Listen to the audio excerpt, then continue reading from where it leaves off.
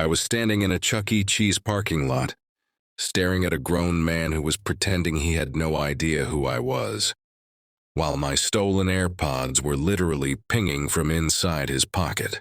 His kids were laughing behind him. His wife was holding pizza boxes, and in that moment I realized something terrifyingly simple. He never thought I'd come for them, and that was his mistake. If you've ever had something stolen from you, been lied to about it, and told, without words, that you're powerless, then do me a favor right now. Hit like, subscribe, and settle in. Because this isn't just a story about AirPods. This is a story about entitlement, arrogance, and the kind of justice that only happens when someone thinks they got away with it. Until they didn't. This all started on what was supposed to be a forgettable weekend trip. I'd traveled to another city to visit some close friends, the kind you don't see often but instantly fall back into rhythm with. We laughed too loud, stayed out too late, and ended the night at a bar that blurred together with a dozen others. Music thumping, drinks clinking, that warm, careless feeling you only get when responsibilities feel far away. By the time we called a Lyft, I was exhausted in that heavy, pleasant way. The city lights streaked past the windows as we talked over each other, replaying jokes from earlier. Already half forgetting them, I slid into the back seat, leaned my head against the window, and didn't think twice about anything. That was my first mistake, because somewhere between laughing, stretching, and stepping out of that car, my AirPods slipped out of my pocket and disappeared into the darkness of the seat cushions. I didn't realize it until the next morning. That cold realization hits differently when you're away from home. You pat your pockets, you check your bag, you replay the night in your head like a broken film reel, and then it clicks. The lift, the back seat. The sinking feeling that follows is sharp, immediate, and frustratingly familiar, because you already know how this usually ends. Still, I tried to do everything the right way. I opened the app, filed a lost item report, and waited. I told myself not to assume the worst. People make mistakes. Maybe he hadn't noticed them yet. Maybe they slipped under the seat. I was calm, patient, rational. That didn't last long. The driver responded. He said he didn't have them. Just like that, flat, final, no explanation. No, I'll check again, no effort. Just a digital shrug disguised as a sentence. Something about that response felt off. It wasn't defensive. It wasn't confused. It was dismissive. The kind of tone someone uses when they're confident the conversation is already over. And here's the thing people don't talk about enough. When someone lies to you about something small, it feels insulting. But when they lie to you about something that belongs to you, something you worked for, something they know you care about, it hits deeper. It's not about the object anymore. It's about the assumption underneath the lie. He assumed I'd just accept it. At first, I tried to. I went back home. Life resumed. Work, errands, distractions. I told myself it wasn't worth the stress. People lose things all the time. Maybe it was my fault. Maybe karma would handle it. That's what we tell ourselves when we don't want to confront the feeling of being taken advantage of. Then about a day later, my phone buzzed. A notification. AirPods were last seen. I opened Find My, and there they were, alive, charging, moving. My stomach tightened as the map refreshed. The location dot didn't stay still. It moved down streets, turned corners, stopped, started again. Anyone who's ever watched a stolen item move knows exactly how that feels. It's surreal. Your property isn't just gone. It's living a life without you. And suddenly everything clicked. He hadn't not found them. He'd taken them. Worse than that, he was using them. Every time the location updated, my frustration grew heavier. Because now this wasn't a misunderstanding. This wasn't an accident. This was someone looking at something that wasn't theirs and deciding consciously that they deserved it more than I did. I wasn't angry yet. I was offended. Because there's a special kind of disrespect in theft that happens behind a smile. He drove people around all day, heard their stories, took their money. And when he found my AirPods, instead of doing the bare minimum of decency, he decided I wasn't worth honesty. I wasn't worth effort. I wasn't worth fear. And that assumption? That lit something in me. I'm not a spiteful person. I don't go looking for revenge. I don't enjoy confrontation. But I do believe in fairness. And watching that dot glide across the city, like it owned the place, made one thing painfully clear. He thought he was safe. He thought distance was protection. He thought I'd forget. And if there's one thing people like him always underestimate, it's time. Because I had plenty of it. At first, I tried to ignore it. I really did. I told myself there were more important things in life than a pair of AirPods. I told myself stress wasn't worth it. But every time my phone buzzed, every time Find My refreshed, that little white dot mocking me from the screen, it felt like a quiet laugh in my face. Because those weren't just AirPods anymore. They were proof. Proof that someone had looked me straight in the eye through a screen and lied without hesitation. I'd open the map randomly throughout the day, in the morning, late at night, during work, and every single time the same thing. Movement. Constant movement. Streets I didn't recognize. Stops that lasted just long enough to pick someone up. Then motion again. It didn't take a detective to understand what I was seeing. He was driving. He was working. He was making money, and he was doing it while listening to my stolen AirPods. That's when the emotion started changing. The frustration hardened into something colder. Something quieter. It wasn't rage. Rage is loud and reckless. This was different. This was focus. Because once you realize someone thinks you're powerless, you stop reacting emotionally and start thinking strategically. What bothered me most wasn't the theft itself. It was the confidence behind it. He'd denied having them immediately. No hesitation. No uncertainty. That meant he'd already decided how this would go. In his mind, I was just another passenger passing through his life. Another name he'd never see again. Another person who didn't matter enough to challenge him. That assumption sat heavy in my chest. Days passed. Then a week. I didn't confront him. I didn't report him again. I didn't even tell many people.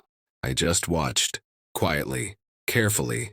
And the more I watched, the clearer his patterns became. Same areas, same times, same routes. He wasn't hiding. Why would he? People who think they've won don't bother covering their tracks. 2 weekends later, I had free time. Real free time. The kind where there's nothing urgent pulling at you, and your thoughts finally get loud enough to be heard. I was sitting with the same friends I'd visited when this whole thing started. Half listening to a conversation, half staring at my phone. Out of habit, I opened Find My again, and there it was, not moving. One fixed location. I zoomed in. A parking lot. I felt my heartbeat shift. Slow, heavy, intentional. Because suddenly, this wasn't theoretical anymore. This wasn't a dot on a screen. This was a place, a real place, with real asphalt, real cars, real consequences. The location name loaded a second later. Chuck E. Cheese. I remember laughing at first. Not because it was funny, but because it was absurd, of all places. I imagined him inside, pretending to be a normal family man, playing games, eating pizza, acting like the kind of person who deserved trust. The contrast made my jaw tighten. My friends noticed my expression change. They asked what was wrong. I didn't answer right away. I was still staring at the screen, still weighing something internally. This was the moment where I could close the app, put the phone down and walk away. No one would blame me. Most people would say it wasn't worth it. But once you reach a certain point, walking away feels less like peace and more like surrender. I explained everything to them, from the bar, to the Lyft, to the lie, to the moving dot. I expected hesitation, warnings, logic. Instead, they went quiet. That kind of quiet where everyone understands exactly why you're angry without you needing to say it out loud. One of them asked a simple question. So, what do you want to do? I didn't answer immediately, because this wasn't about revenge for me. Not yet. This was about balance, about correcting something that felt wrong in my bones. I didn't want to humiliate him. I didn't want to threaten him. I didn't want to cause a scene. I just wanted him to look me in the eye and realize I wasn't as powerless as he thought. We drove. The entire ride there felt unreal. My mind replayed every possible outcome.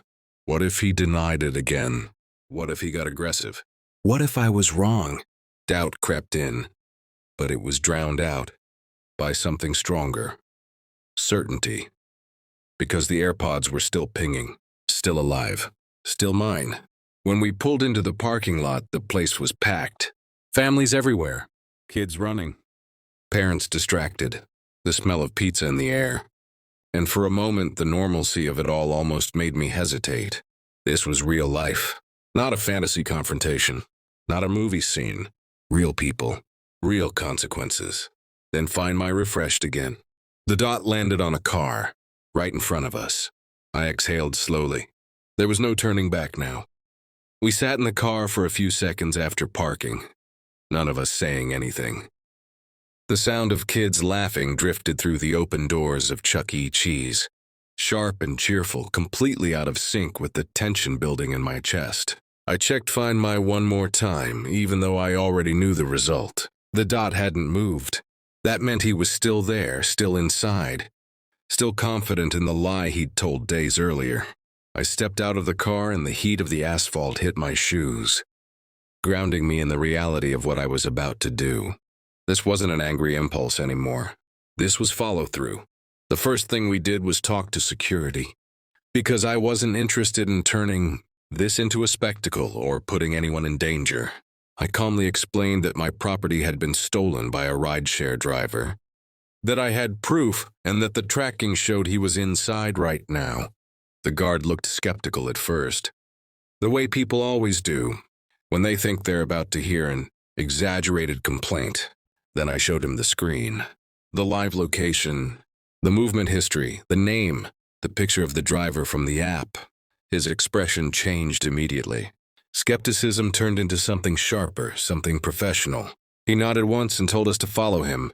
Walking into that place felt surreal. Arcade machines flashing, tickets spilling onto the floor, kids screaming in excitement, parents half checked out, and somewhere inside that chaos was a man who thought he'd won. We moved slowly, weaving through tables and birthday parties, and with every step my pulse got louder in my ears. I wasn't scared, but I was hyper-aware of my posture, of my breathing, of the fact that once this happened, there was no undo button. Then I saw him. He was sitting with his family, smiling, relaxed, leaning back like nothing in the world could touch him. For a split second, I wondered if he even remembered me. To him, I was probably just another fare, another forgettable face. That realization didn't calm me. It did the opposite, because it meant the lie had been easy for him, too easy. The security guard stopped a few feet away and asked him to stand up. The man looked confused but complied, still wearing that casual expression people have when they assume they're about to be mildly inconvenienced, not exposed. The guard stepped aside and I took one step forward. My heart wasn't racing anymore. It was steady, focused, locked in. I asked him a simple question. "Are you his name?" He froze. Not dramatically, not obviously, just enough. His eyes flicked to my face, then away, then back again, like his brain was rapidly flipping through memories it didn't want to open. "Yeah," he said, and his voice cracked just slightly.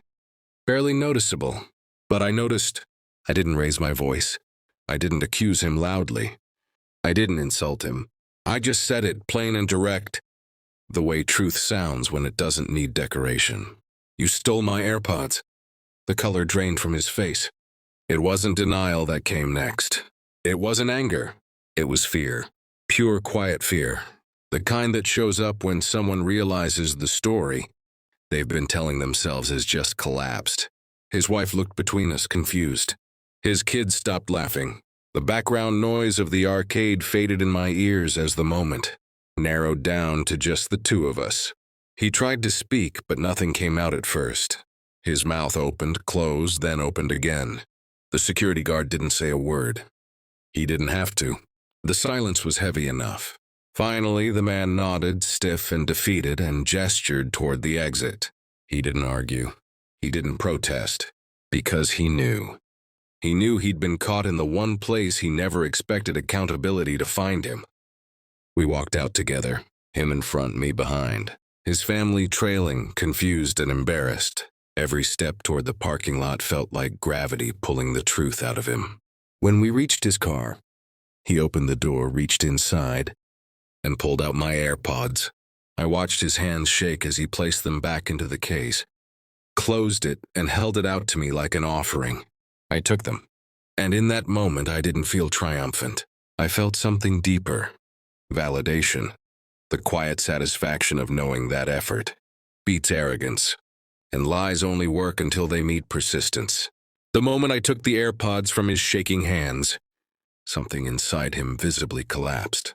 His shoulders dropped, not in relief but in resignation, like a man who finally understood that the story he'd been telling himself was over. He didn't look angry.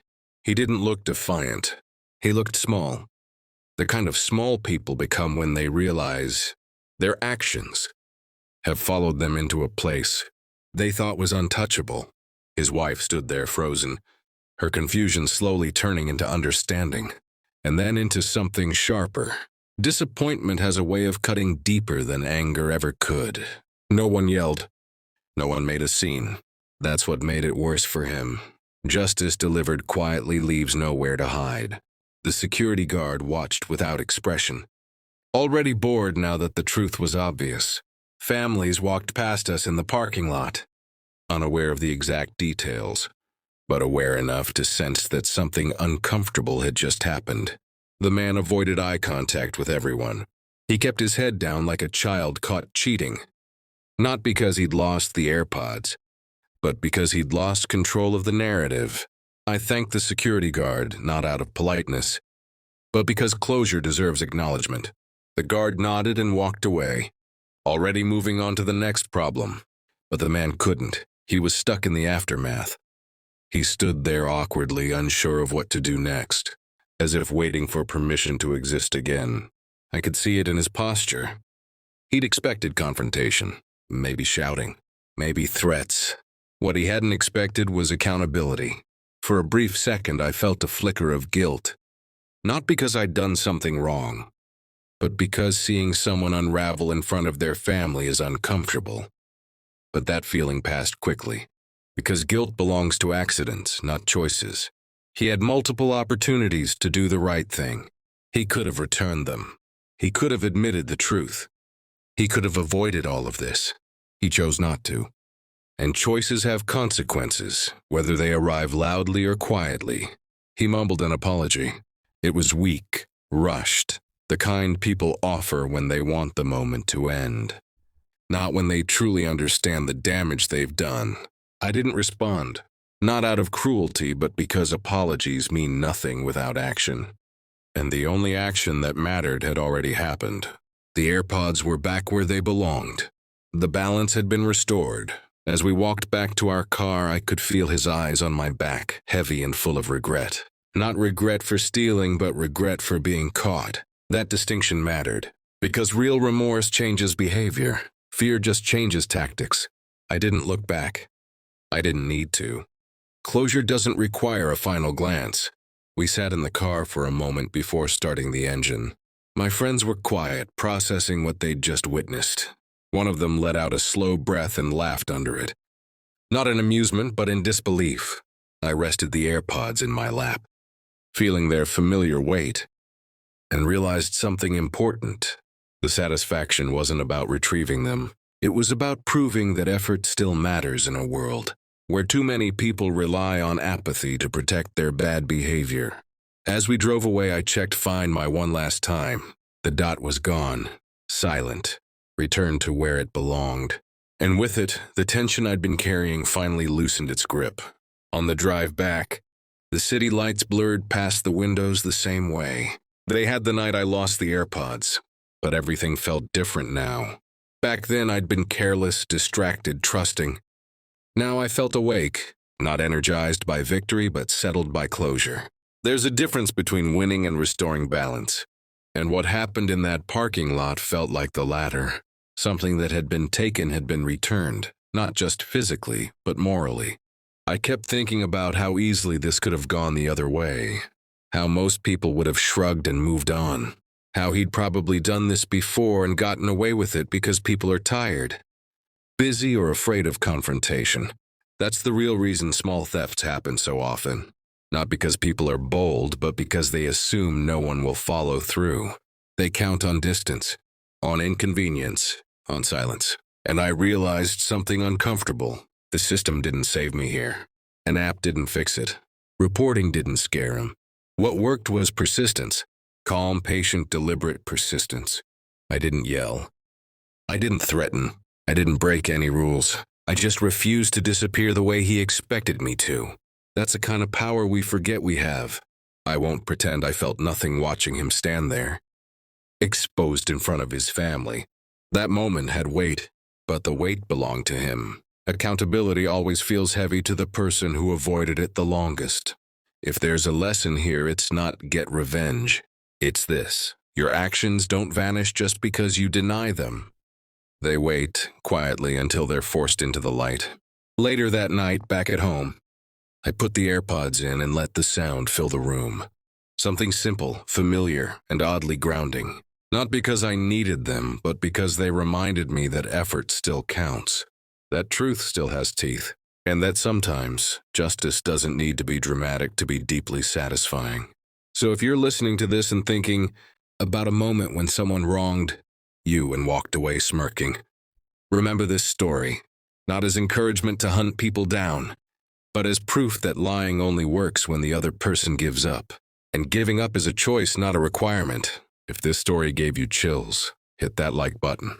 If you've ever been underestimated and quietly proved someone wrong, subscribe for more stories like this. And tell us in the comments, what's the most satisfying moment of justice you've ever witnessed? Because sometimes the sweetest revenge isn't destruction. It's being impossible to ignore. Like, subscribe, and stay with us. Because the best revenge stories aren't about anger. They're about truth catching up.